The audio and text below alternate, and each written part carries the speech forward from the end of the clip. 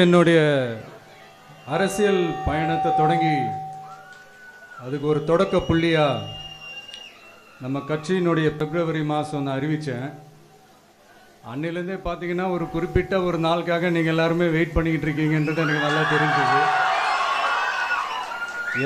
S நம்ம முதல் மாநில மாநாடு,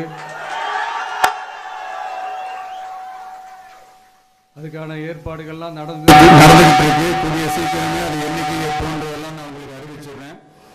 பட் அதுக்கு முன்னதாக நீங்கள் எல்லாருமே கொண்டாடி மகிழ்வதற்காக நம்ம தமிழக வெற்றி கழகத்தினுடைய கொடியை இன்னைக்கு நான் அறிமுகப்படுத்தியிருக்கேன்.